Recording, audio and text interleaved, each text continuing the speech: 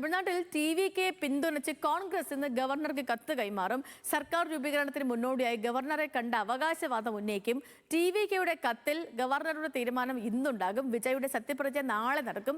Tiruchi east മണ്ഡലം വിജയ് ഒഴിയും. അവിടെ തൃഷ മത്സരിച്ചേക്കുമെന്നുള്ള അഭ്യൂഹങ്ങൾ നിലനിൽക്കുന്നുണ്ട്. അനേനയാണ് നമുക്കൊപ്പം വിവരങ്ങൾ വച്ചേരുന്നത്. അനേന, ഗുഡ് മോർണിംഗ്. ഈ തമിഴ്നാട്ടിലെ ഒരു സാഹചര്യം എന്താണ് അനേന? ഇപ്പം കോൺഗ്രസ് പിന്തുണ കൊടുക്കാമെന്ന് പറഞ്ഞിട്ടുണ്ട്.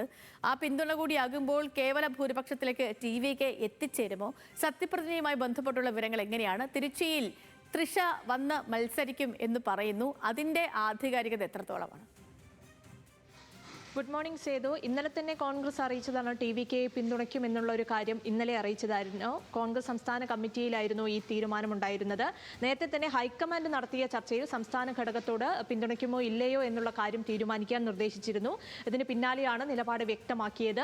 എന്തായാലും നിലവിൽ ഇന്ന് ഈ ടി.വി.കെ പിന്തുണച്ചുകൊണ്ട് കോൺഗ്രസ് ഗവർണർക്ക് കത്ത് സമർപ്പിക്കും.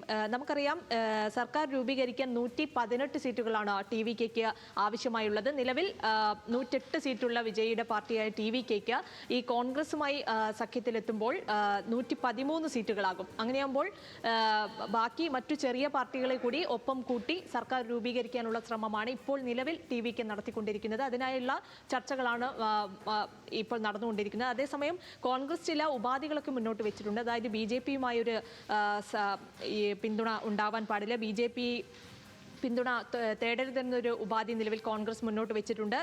ഇത് മാത്രമല്ല, ഇന്നലെ ടി.വി.കെയും ഗവർണർക്കൊരു കത്ത് നൽകിയിരുന്നു. ഈ മന്ത്രിസഭാ രൂപീകരണവുമായി ബന്ധപ്പെട്ട് സാവകാശമൊക്കെ തേടിക്കൊണ്ട് ഇന്നലെ കത്ത് നൽകിയിരുന്നു. ഈ കത്തിലും ഇന്ന് തീരുമാനമുണ്ടാകുമെന്നൊരു കാര്യം കൂടിയാണ് പുറത്തേക്ക് വരുന്നത്. ഗവർണർ ഈ കത്തിൽ ഇന്ന് തീരുമാനം അറിയിക്കും. അതിനിടെയാണ് ഇത്തരത്തിൽ ചെറിയ അഭ്യൂഹങ്ങളൊക്കെ. തിരുച്ചി ഈസ്റ്റ് മണ്ഡലം, 2 മണ്ഡലങ്ങളിൽ വിജയ് ജയിച്ചിരുന്നു. ഈ തിരുച്ചി ഈസ്റ്റ് മണ്ഡലം വിജയ് ഒഴിഞ്ഞേക്കും. പകരം അവിടേക്ക് തൃഷ മത്സരത്തിനായി ഇറങ്ങും. ശരി, അപ്പൊ തമിഴക രാഷ്ട്രീയം ഇങ്ങനെ പോകുന്നു.